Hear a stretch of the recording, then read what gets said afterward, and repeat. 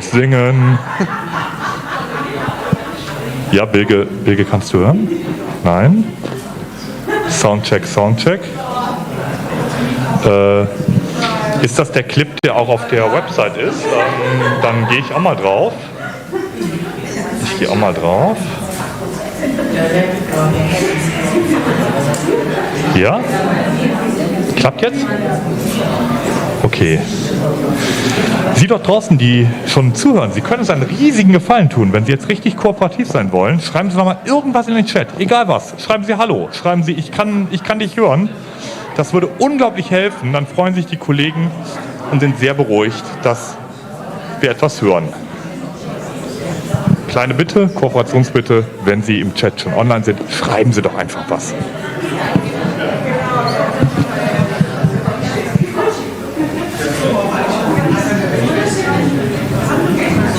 Hi, wir haben auch länger. Ja, hi. Wir reden.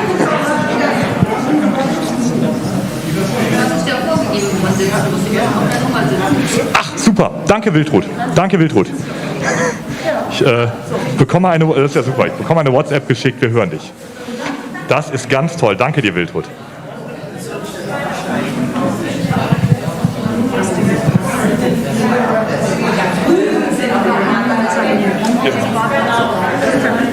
Ja, Benjamin zeigt Ihnen, bitteschön, hier ist ja Premiumplatz, direkt in der ersten Reihe. Besser geht's nicht. Ja, da dürfen Sie gucken, mal. Schachbrettoptik. So.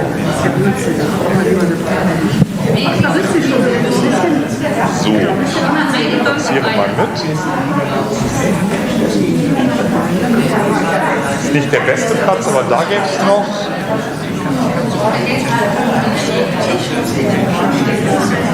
Ja, Schachbrettoptik.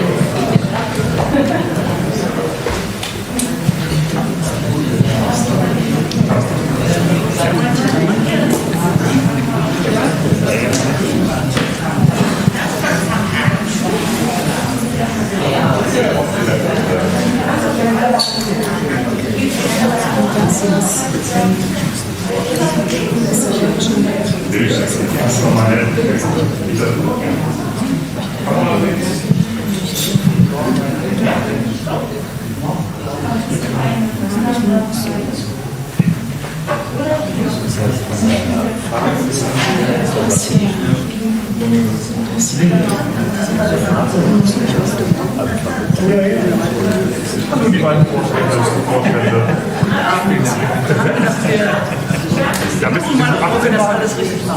bis 18 habe ich auch mal gespielt, aber nee, das kann doch auch nicht. Das ist schön. Ja.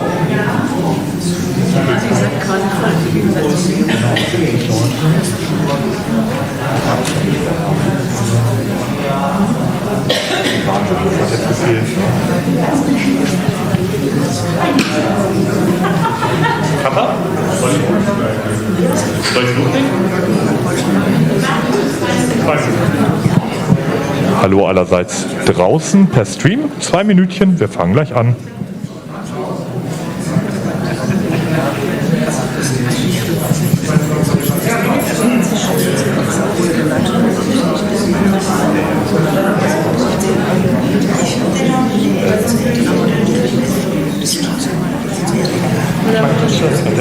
Also okay, dann setzen wir uns.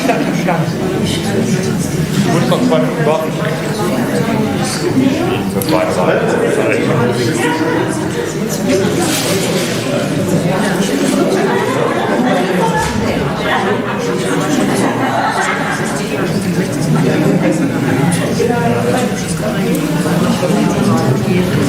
schon aufgeklärt? Okay, dann lege ich los. Ja.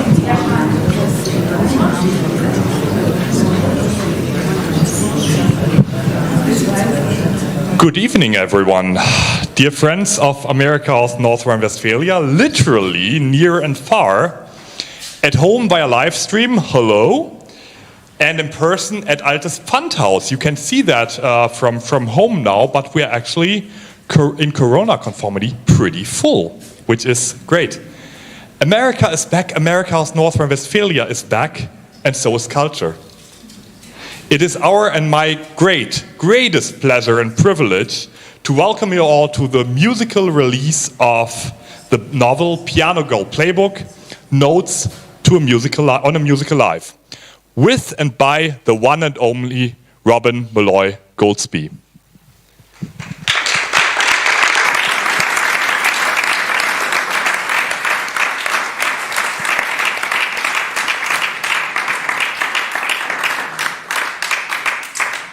Now, friends of America's NRW and especially friends of Robin, both of whom are numerously out there, know and love Robin for her heartwarming autobiographical stories. Together we have celebrated many events together, Christmas concerts here at Altes Pfandhaus, where Robin read from her novels, where she performed on the piano, where sometimes she was accompanied by another pianist, stories of an American expatriate with her family in between cultures, in between traditions. And tonight it's no one else, it's just Robin Meloy Goldsby, the piano, and the new book. And especially under the current circumstances, it's a blessing to enjoy this evening together with her, together with all of you.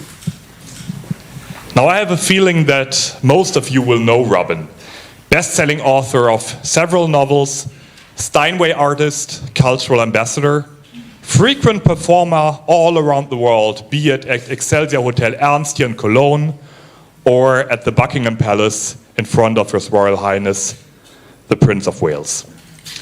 And I have a feeling that you can't wait to hear her perform, therefore some very, very brief announcements. First of all, tonight's concert is a one-actor, there will be no pause, so just listen through, stay through, enjoy the magic. It's a book release. Where can you buy the book? First of all, at your local book dealer. And those of you inside the audience, if you go to the lobby, there is a QR code. So just scan it. And that's also magic happening, and you can buy the book there. Third and last, this is our penultimate event of that sense in this semester. Next week, there will be another live performance here at Altes Pfandhaus on June 29th, a musical performance. Charlie Chaplin and Georg Kreisler, they actually met each other. So if you're interested in that, and I'm pretty sure there will be a huge overlap, we will be announcing this tomorrow morning. Now, stay healthy, stay safe, and now without further ado, ladies and gentlemen, I give you Robin Meloy Goldsby with the long-awaited sequel, Piano Girl Playbook, Notes on a Musical Life.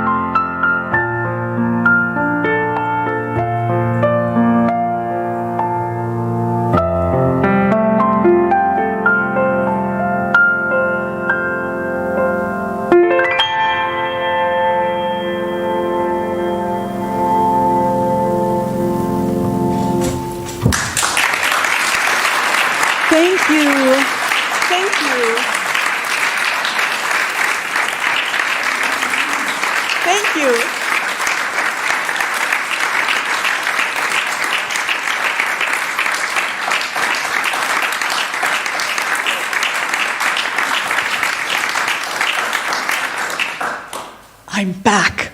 Oh, it's wonderful to see all of you. Wonderful. So I play the piano.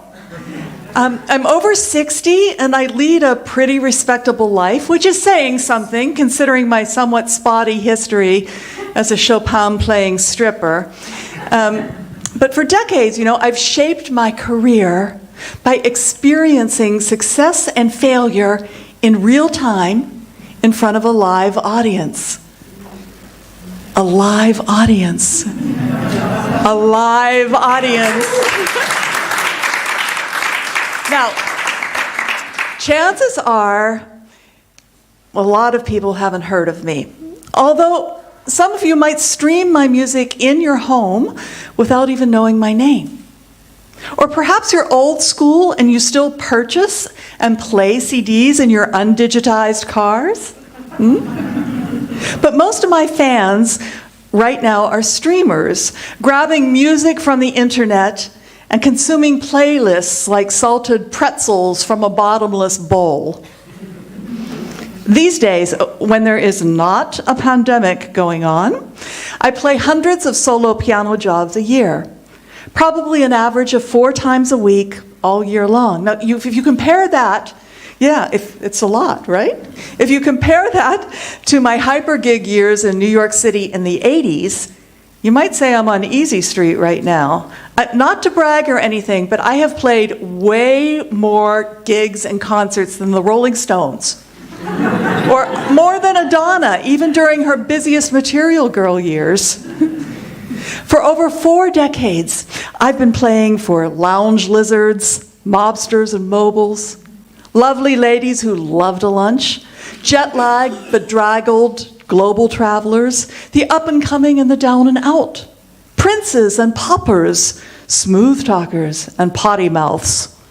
My music, when I am in the zone, sands the edges of a tumultuous, noisy life with the salve of a Mozartish adagio for the forlorn, a pretty pop tune for the Gen X Aperol Spritz sippers, or something new agey in, let's say, E minor, for the wistful non-drinkers dressed in boring hues of blue.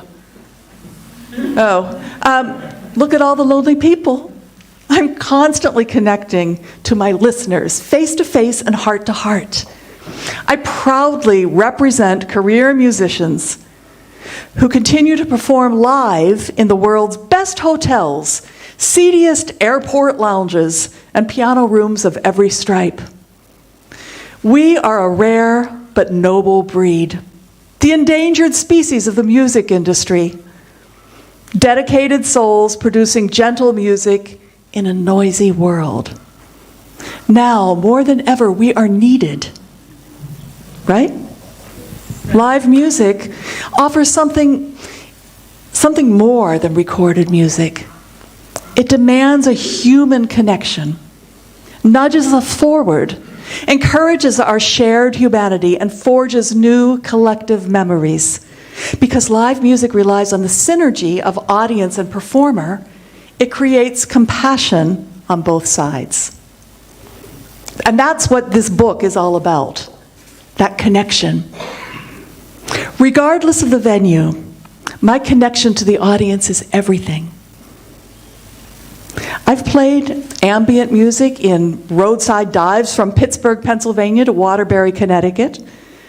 I've entertained aristocrats in glitzy 5-star Manhattan hotels in third world countries. I've been a hit on the Michelin 3-star European castle circuit, tasting deviled quail eggs, lobster-infused ice cream, pigeon mousse, while sipping glasses of luscious, viscous burgundy that cost as much as my mortgage payment. I've played concerts for naked people in saunas. That's in the book. Misbehaving children in elf hats, drunken tourists in coastal resorts, and for the future King of England at Buckingham Palace. Okay, look. The gig gods do not always look favorably in my direction. Sometimes the braying, braless pig lady shows up. The happy-go-lucky, shit-faced Dutch bowling team crashes and trashes the room. Or the perfectly coiffed parents of screaming twin babies park the parade float stroller next to the Steinway and then go off to a far corner of the room to sip martinis and eat salted cashews. I mean, who can blame them, really? The melodies I spin across the room are occasionally drowned out by drunken, doltish behavior, or the maddening din of the blender, the yapper, the dropped tray of champagne glasses. In my first book, Piano Girl, I tell tales of how to handle unruly piano lounge guests, of which there are no shortage. The choking priest, the gentleman who mistook the inside of the grand piano for a coat check, a marauding gang of bagpipers on their way to a private party at the back of the hotel, droning their way through the middle of my sensitive Michel Legrand medley. A matched set of interpretive dancers in silver catsuits who gyrated to my music for 3 hours. Or a periodontist, complete with a set of chattering teeth, determined to bray "Love Me Tender" throughout my entire performance. You might laugh, I mean I do. I used to be offended, but by now I've learned to be amused. I've also learned to eye my audience like a CIA spook.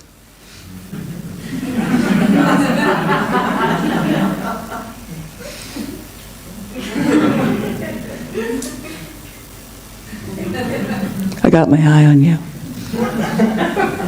My audience hails from all corners of the planet. They sip tea and champagne, and sometimes they listen. They are unique and private individuals, yet when they are thrown together as a group for this unplanned public gathering, a beautiful social accident unfolds, framed and orchestrated by the music wafting through the room like the scent of expensive perfume. I wonder who had to fight the hardest to be in this place tonight. Oh, wait, maybe it's me. The music bonds us in some sort of small, impeccably human way. I stay in the moment. I reach into my quiver of songs and let the next piece flow through my fingers. Time is on my side because balance always returns to the space that music occupies. That's the best and most miraculous part of playing live. Witnessing the effect my music has on the audience, and then in turn what they give back to me. The connection. This piano girl life of mine. Pittsburgh, Nantucket, Haiti, New York City, Europe. My world overflows with booming bass lines, tricky harmonic structures that I will never completely understand, effervescent melodies that fly and fall from my fingers and land nowhere. Do you ever wonder, where do all the notes go? I think about my handsome husband and our cross-cultural children, our home, and our lush music careers here in Germany. The piano at times has almost cracked me, but it continues to push me to the other side of who I'm supposed to be, offering an expectant soundtrack that accompanies every good thing I know, every good thing I know. When I'm in the piano zone, each melody carries a fleeting message of calm into the world. It's like a vote for kindness or a raised hand for peace. Playing a song for a live audience can be a simple act of grace offered to an aggressive, broken world. Call it love, or call it revenge, or call it passion. All I know is it's the least and the most I can do.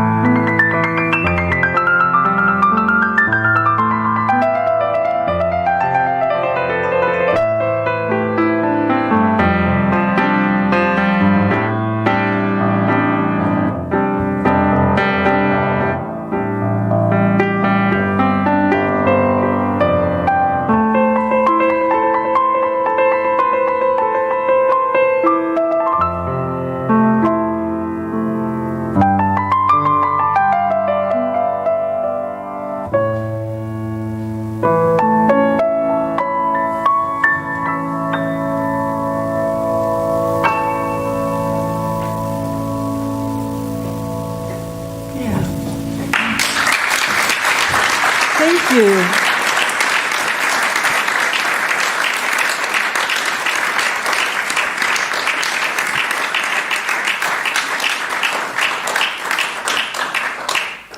It's not wine.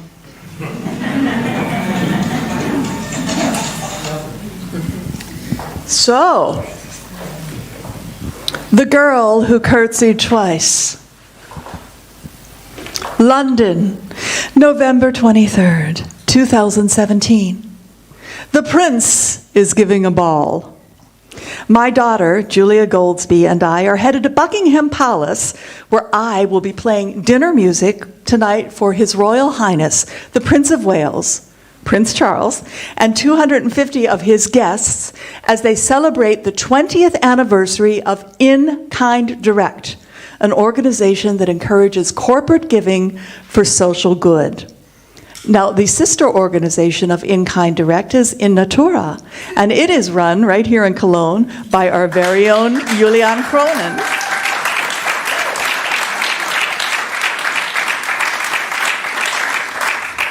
Basically, she got me the gig. Okay. So, Julia and I are wearing our very best sound check meet the tech team outfits and have our voluminous ball gowns, golden snakeskin sandals, extra bling and hair cranking products crammed into a small trolley bag. Now, this suitcase has seen a lot of swag in its years on the piano girl circuit, but tonight takes the royal cake. The guest list includes generous sponsors of In Kind Direct. Me? I play the piano, and when I have time, I volunteer my musical services to nonprofit organizations creating positive change. I don't have piles of cash to contribute to worthy causes, but, I have music. Julia is here tonight as my assistant. Mom, how should I assist? Oh, I don't know, Julia. Just pretend to help me. Carry the suitcase. Look official. Fix my hair. Make sure I drink enough water and that my bra strap isn't hanging out. And check that I don't have toilet paper stuck to my shoe. Lipstick on my teeth or the back of my skirt tucked in my knickers. You know, the basics. Mother's assistant. Every daughter's worst nightmare. But at least she'll get to see Buckingham Palace. Abdul, our driver, has instructions to deliver us to the palace service entrance. Figures, even though I'm in a car fit for a king, and have a $3,000 silk taffeta Ralph Lauren ball skirt in my suitcase, which I purchased on sale for $30 at a Dutch factory outlet. So even though I've got all of those things, I still have to use the back door. The musician's entrance. What, says Julia. We gotta go in the peasant door? Well, yeah, I say, I'm a musician, peasant. Well, you know what that makes me, she says.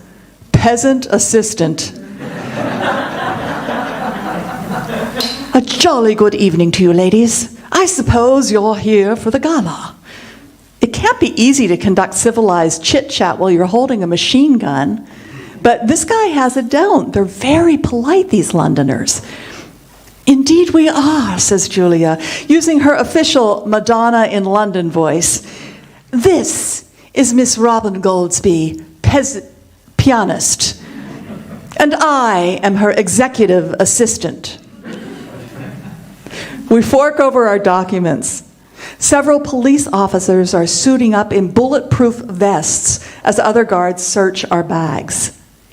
Thank you for your service, I yell, because I'm American. I feel a need to babble and can't think of anything better to say. A security guard plunders my suitcase, and I'm anxious about him yanking my taffeta ball skirt out of its carefully coiled position. That skirt is also known as the circus tent. I'm nervous. A big part of me, the Western Pennsylvania girl that suffers from occasional bouts of imposter syndrome, thinks, I don't really belong here.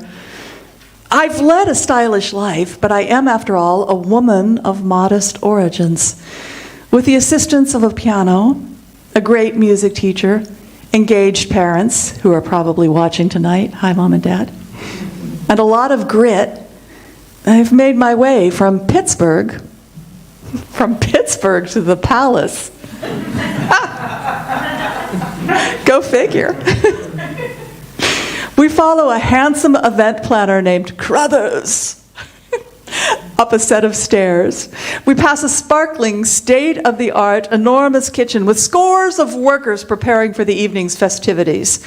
I keep expecting to see Mrs. Patmore and Daisy, but the palace appears to be staffed by upscale, posh-looking, multi-culti Oxford grads. Wow, this place is huge. No wonder Her Majesty carries her pocketbook with her wherever she goes. A woman would not want to get lost in this place without taxi fare. We walk forever, up and down and up, around and around. Eventually, Crothers opens a discreet door, and bam, we've arrived. Julia grabs my hand. Holy cow. Hey, Mom, just look at this place.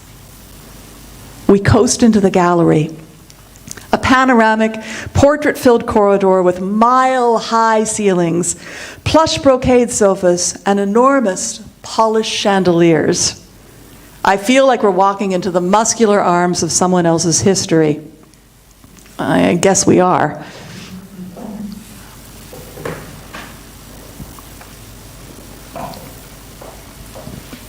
History meets opulence, meets Disney.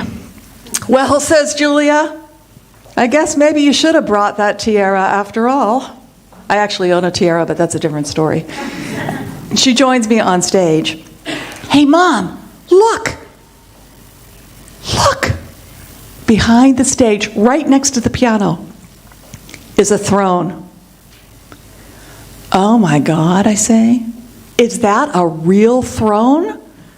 Mom, it's Buckingham Palace. You think they have fake thrones here?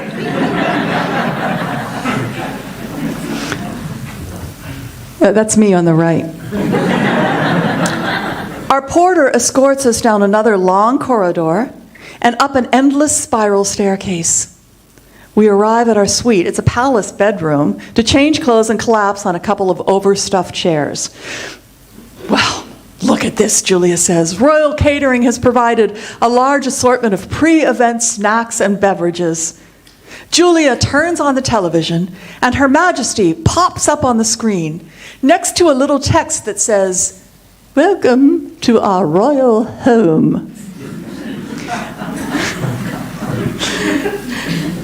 Julia, who now has her stocking feet up on the coffee table, grabs the remote, flips the channels, and lands on a UK strongman competition. Well, she says, it does not get any better than this. I got a bottle of wine, a block of cheese, a personal greeting from Queen Elizabeth herself, and a TV show featuring a muscle man who can pull a car with his teeth.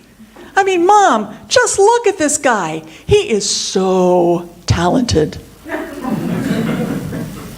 Our porter picks us up at exactly 8:30. Now, I am not about to walk the 3 miles back to the ballroom in heels, so I hand the shoes to Julia, executive assistant, and go barefoot.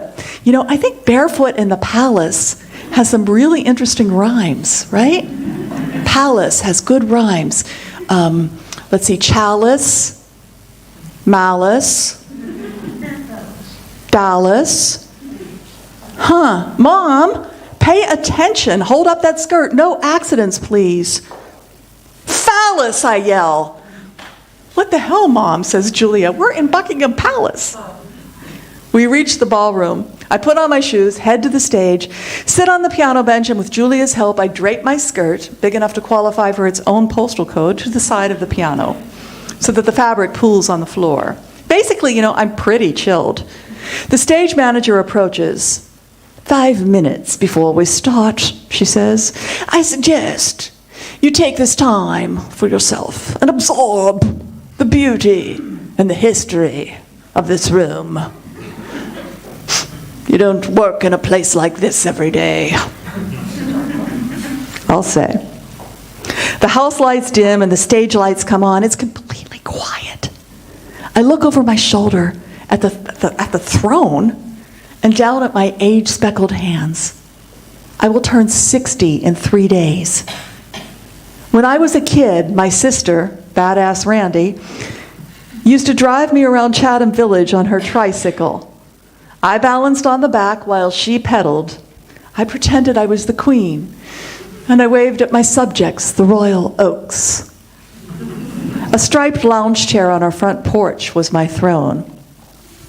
Like a lot of little girls of my generation, I thought that I could get to Buckingham Palace someday by wearing the right fairy dress or marrying a prince. But the secret entry to the palace turned out to be right on the other side of our squeaky porch screen door. An old green piano that I played whenever I wanted to feel less like a princess and more like myself.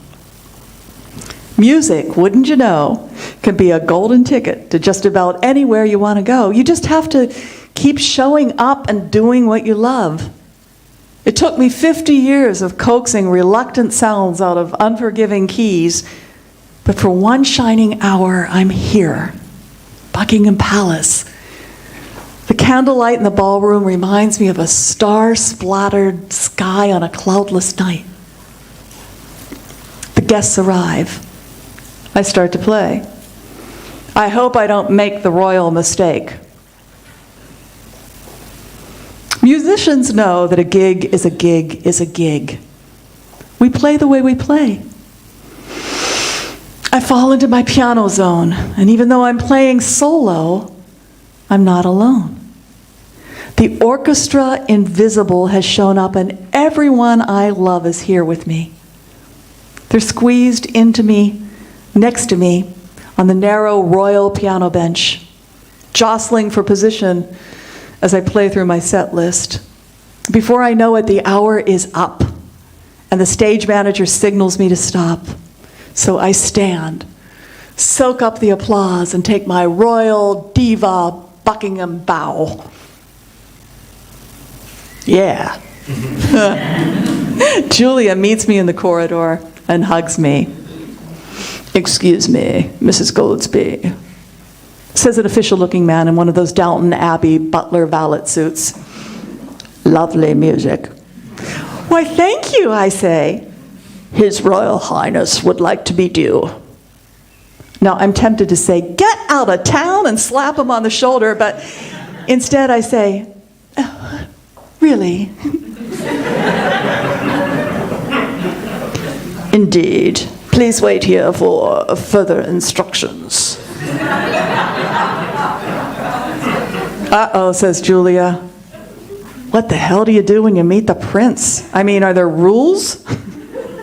So now it's time for the House of Windsor meet and greet, which Juliana actually witnessed from far away. She watched this all unfold. The royal photographer hovers. My legs are stiff from all the sitting at the piano, and I'm slightly worried about executing a proper curtsy without wetting my pants. But I realize that my circus tent skirt will disguise my lack of technique. When Prince Charles shows up, I forgo the sweep and dip and opt for a simple hillbilly squat. My Pittsburgh roots have finally revealed themselves. The prince and I have a 3-minute private conversation about music and sustainability, two subjects that oddly enough go hand in hand. I present Julia to him. My cheese-eating, wine-swilling, strong-man-watching daughter from 2 hours ago morphs into a picture of elegance as she gracefully nods and curtsies to our host. This child of mine, I think, a strong woman, a princess, an executive assistant. "Mom," Julia says, after Prince Charles has departed. "Mom, I was so nervous. I was so nervous. I think I curtsied twice. What do you mean you curtsied twice? Yeah. I don't think he saw the first curtsy. So I did it again. I must have looked like a crazy person. Well, I said, did he notice the second curtsy? Oh yeah, she says, he noticed. That time I got it right. We change clothes, freshen up, wrestle the skirt back into the trolley bag, take a few swigs of wine, and slip some royal crackers into our peasant pockets. Our porter takes us back through the labyrinth of rooms and corridors, past the security gate, past the kitchen, and just like that, phew, we're on the street. Two exhausted women in black stretch pants, looking for a taxi. I can't help noticing that the way out of Buckingham Palace is much quicker than the way in. The hulky silhouette of Buckingham looms behind us.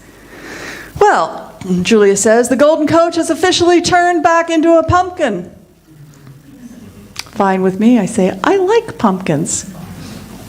Me too, she says, let's go home.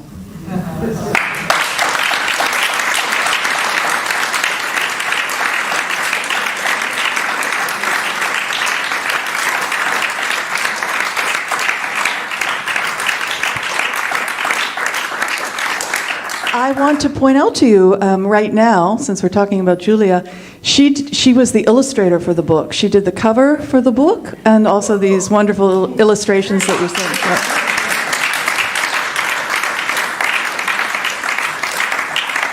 The executive assistant has officially turned into the director of Piano Girl Productions.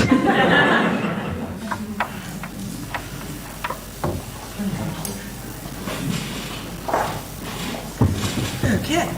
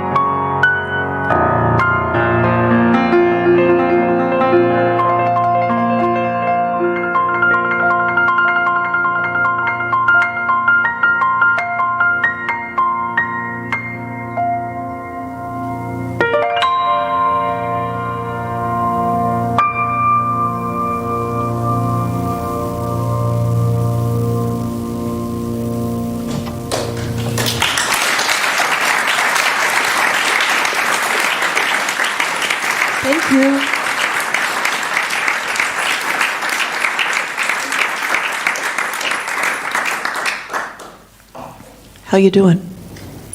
Okay. Yeah, those last two pieces were two of the pieces that I did play at Buckingham Palace. They're from my Home and Away album. The first one was called Home and Away, it's the title track, and the second one was Peaceful Harbor, which I wrote about Nantucket Island. So this next piece is, the book is a combination of essays and stories, and this next piece is an essay that's in the new book. It's called The Accidental Insult.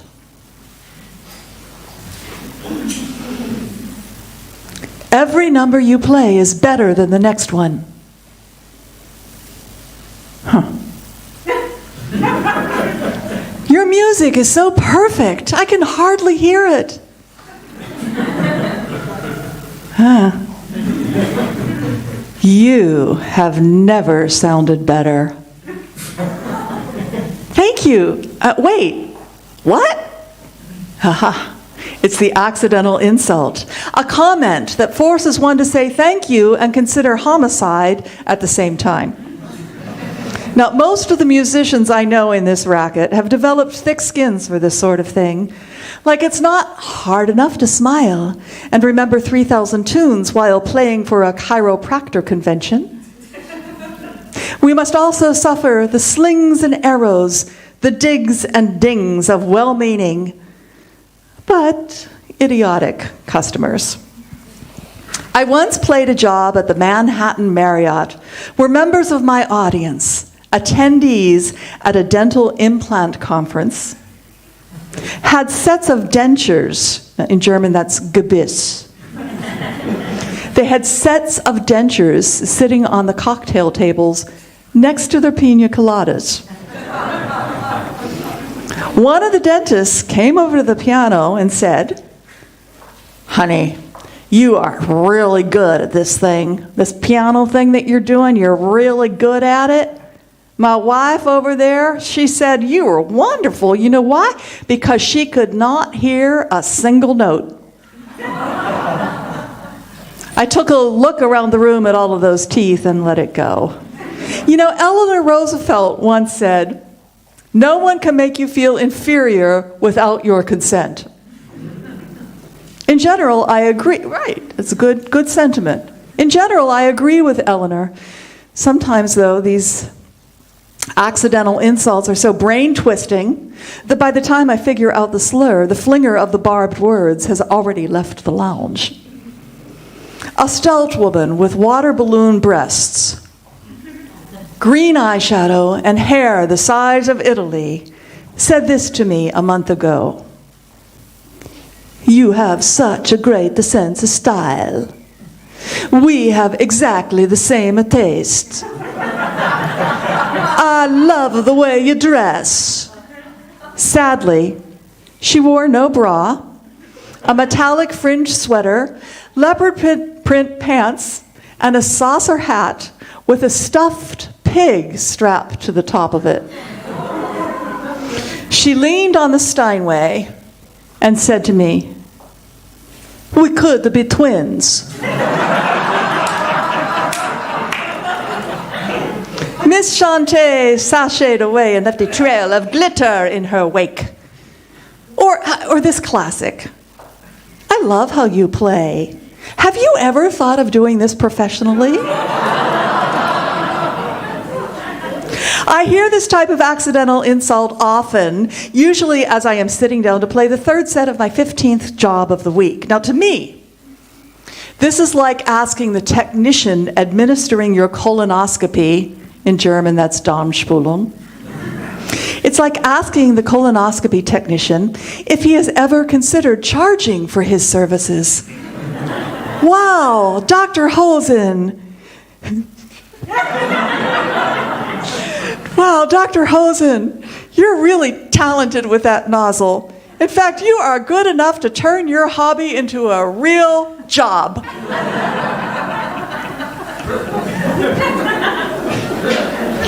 Note, it takes much longer to master a musical instrument than it does to get a medical degree. Just saying.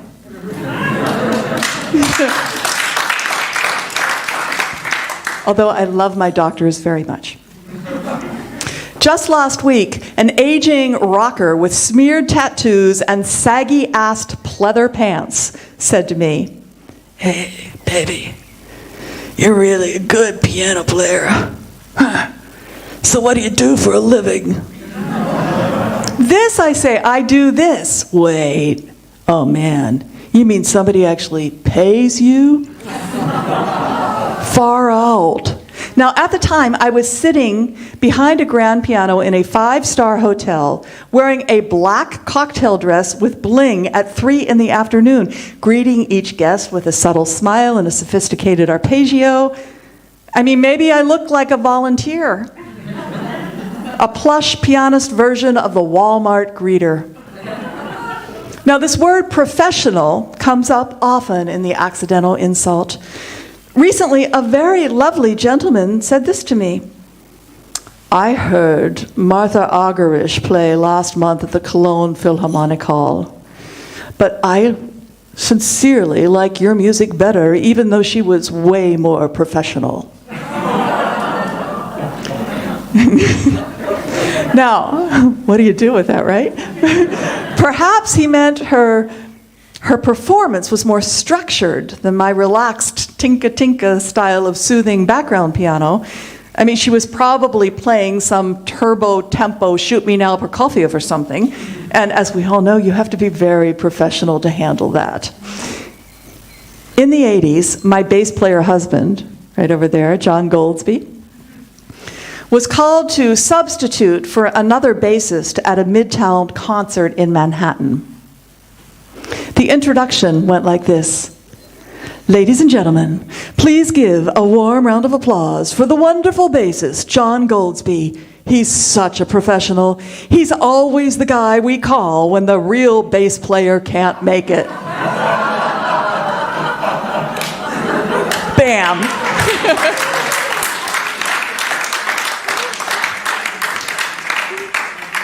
You're going to be listening for these accidental insults in your real lives, I can guarantee it. Once you're aware of them, they're everywhere. The accidental insult, you see, is not limited to performances. Consider this. A woman I know who claimed to be a friend once looked at a published photo of me in a newspaper and said, "You look really great in this picture. You know why? Because you're so far away from the camera." Or this one. "Your CD cover is so pretty, it doesn't even look like you." And another, "You are so lucky that you are not famous. No one in the whole world knows who you are." The late Dorothy Donegan, a renowned jazz pianist with chops of steel and flying fingers, used to come and listen to me in Manhattan. She once said to me, "Honey, you play with an economy of notes." An economy of notes. Of course, you have to.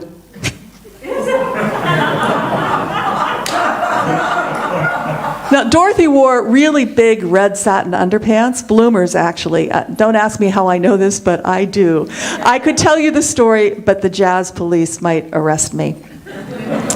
And speaking of jazz musicians, let me tell you about my father, Bob Rossthorne, and the great accidental insult of 2007. Our former neighbor, Miss Judy Murphy, a senior citizen who boasted a home full of fake Chippendale furniture, a manicured front garden, and a fondness for gin, once called my father to congratulate him on the publication of my first book. "Bob," she warbled. She might have been a little sozzled, and she was also probably 125 years old at this point. "Bob, I just loved Robin's book. She is so talented. You know, Bob, you used to have talent too. But you gave it up for your family." Bam! My poor dad. None of us really knew what to do with that one. Look, I'm not fishing for compliments. But there are nice things that you can say to musicians, like, "You made my night," or "Thanks for your wonderful music, I really connected with it." I know that most people really do have good hearts. They want to say something nice, but it comes out lopsided or loopy. Maybe I'm too sensitive. Or maybe I'm not sensitive enough.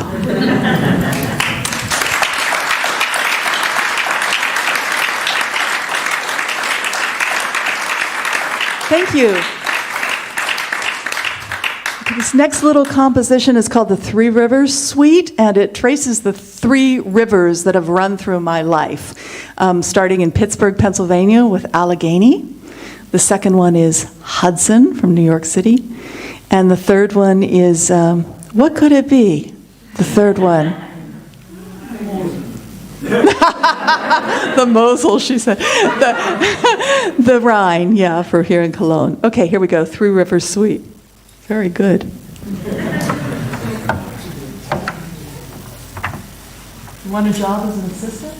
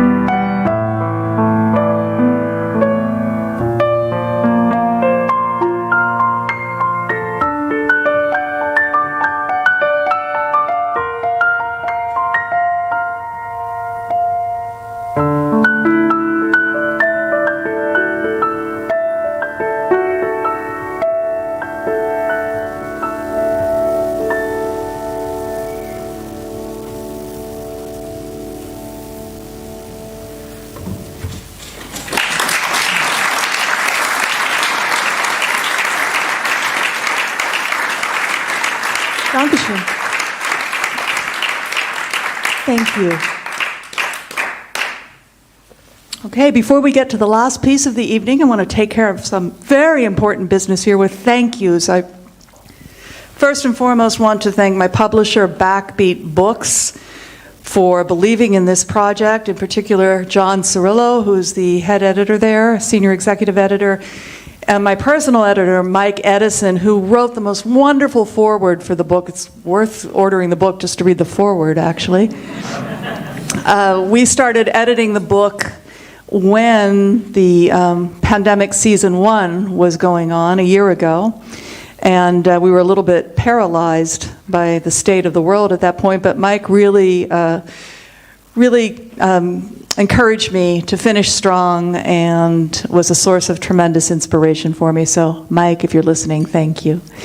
I also really want to thank America House for their support over the years, really, that I've been working with them, constantly churning out these wonderful cultural events for all of you. And thank you, Benjamin Becker, and a big thank you to the lovely Katarina Kiefel, who is the queen of detail. Seriously.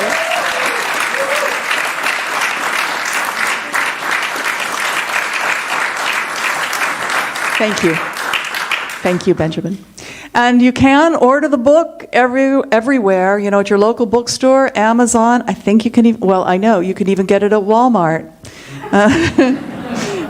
And be greeted. What was that? In Deutsch? Yeah, no, it's only in English. I'm sorry. We are looking for a German publisher if anybody has some contacts.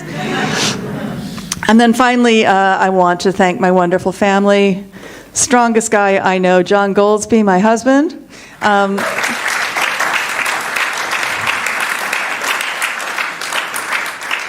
My son, Curtis Goldsby, who helped me deal with technical challenges through much of this project, and also this wonderful kid of mine, Julia Goldsby, who would be here tonight, except she's working on a feature film in the north of Germany. But yeah, the illustrations are fantastic, so thank you, Julia, if you're watching. Okay, and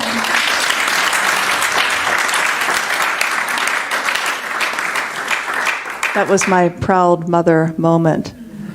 But like I mentioned before, she's busy now with her own life, so I am looking for a new assistant. So that leads me right into this last piece of mine, which is another essay. It's called Song for My Daughter.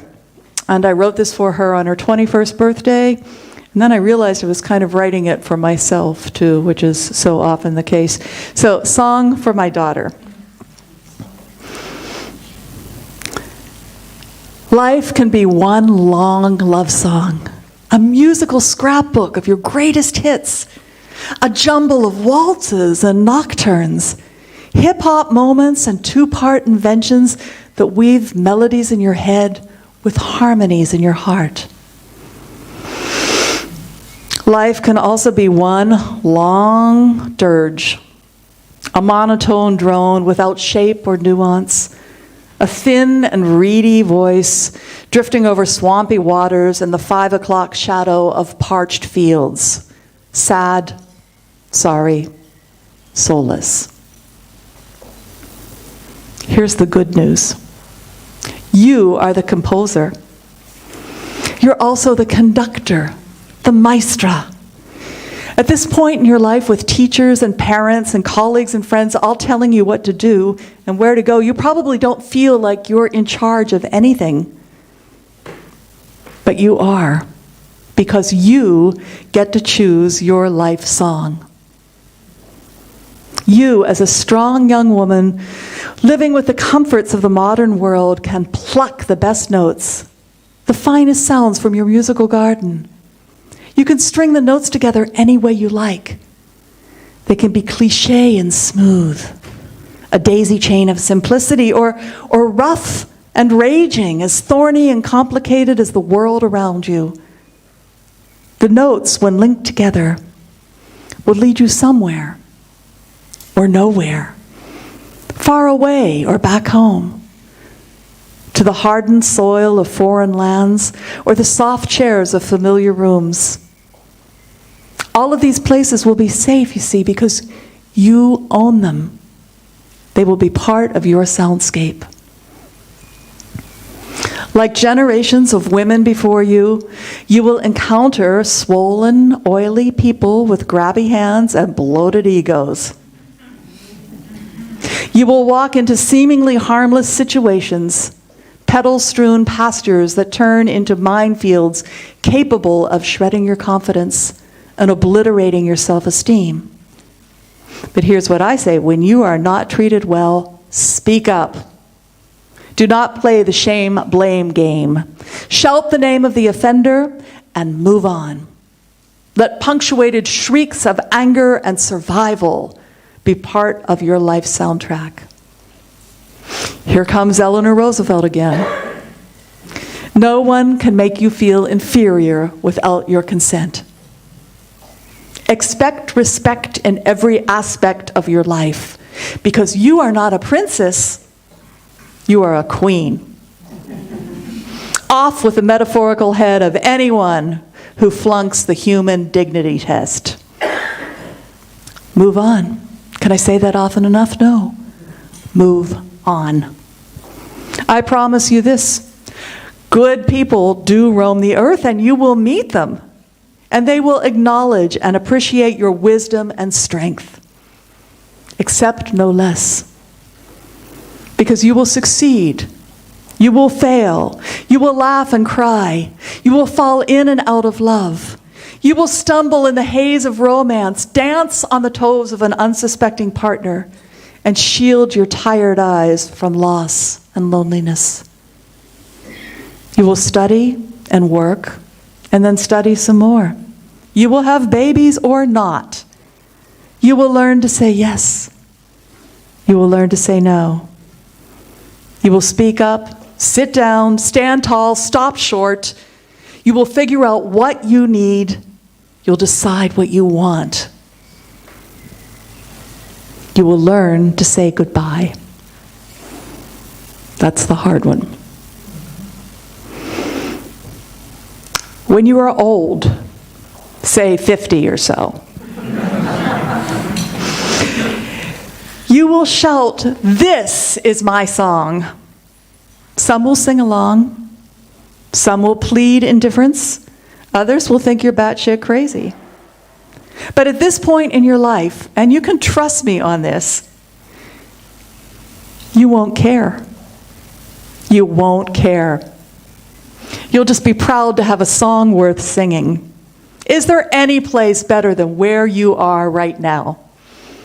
You're ready to pick up the conductor's baton, poised to deliver the downbeat, prepared to guide your orchestra through a musical score full of highs, lows, crescendi, diminuendi, full stops, repeat signs, codas. Anything might happen. So go for it, maestro. Find your song. Use it to sing the praises of your sisters and brothers. Be fierce. Your fire will light up the sky. The music waits just for you.